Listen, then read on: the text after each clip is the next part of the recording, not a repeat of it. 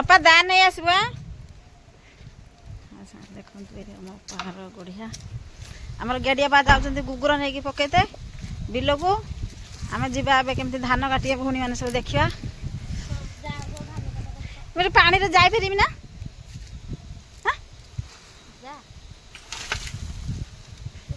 ଶୀତ ଲାଗିବ କି ନା?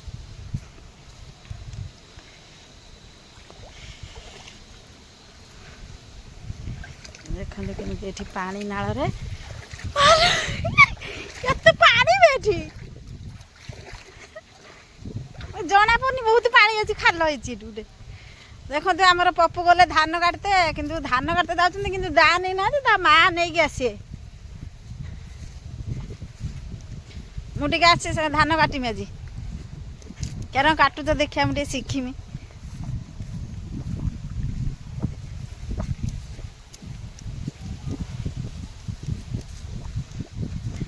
ମୁଁ ଆଜି କେତେ ଦିନ ଜାଣିଛୁ ନା ବିଲକୁ ଆସିଛି? ଢେର ଦିନ ହେଲା ଆସିଥିନି ଏପଟକୁ। ମୁଁ କେଟା ତମ ବିଲ କେଟା? ଏଇଟା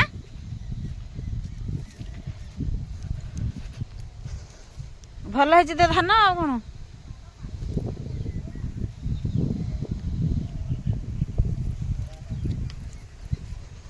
ଆଁ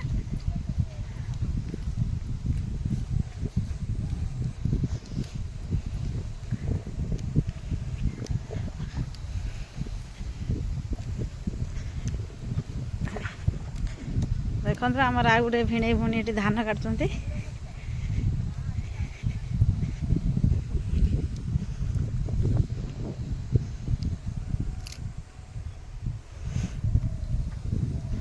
ଏଇଟାକୁ କାଟିବ ନା?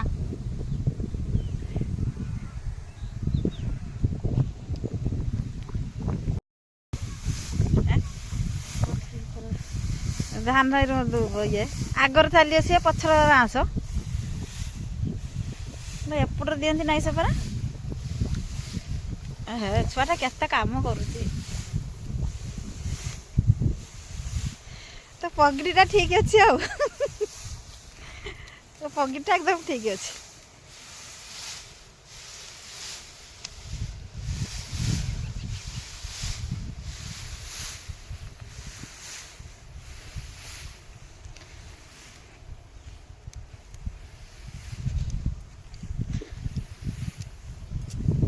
ଯେମିତି ଦେଖିବା ଦାଟା ମୁଁ ଗୋଟେ କାଟି ଦେବି କିଛି କରିବି ଦେଖେଇବି।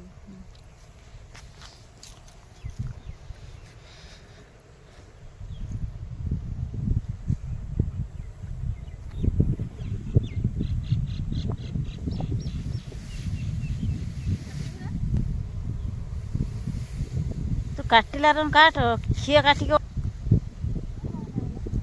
ତୁ କଳେଇ ଠିକ୍ ସେ ଧରିକି କାଟି ପାରୁନୁ। ହେଳା କରିକି ଭଲସେ କାଟିକି ମୁଡ଼ିକି ରଖିବୁ, ସିଏ ଯାଇକି ଟିକେ ଭଲ ଲାଗିବ। ତୁ ତ ଯାର ଧାନ କାଟୁଛୁ ଛୁଆ ଖେଳିଲା ବେଳକୁ ଥାଉ ଆଉ ଏର କାଟୁ ନା।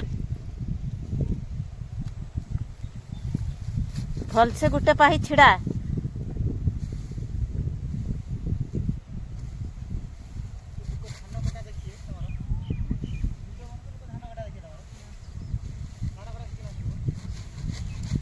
ସିଏ କାଟିକି ଆଜି ସବୁ ସାରିଦେବ।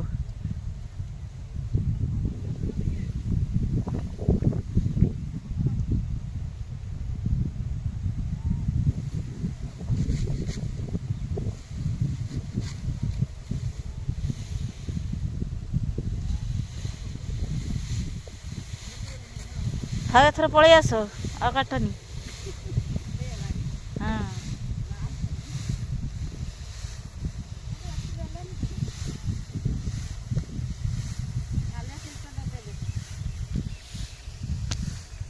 ଗୀତ ବଜେଇକି ଧାନ କାଟିବ ତାହେଲେ ଆଜି କିଆରିଟା ସରେଇ ଦେଇକି ଆଉ ଗୋଟେ କିଆରି ବୋଧେ କାଟିଦେବୁ ନା ହେଉଛି ହେଲା।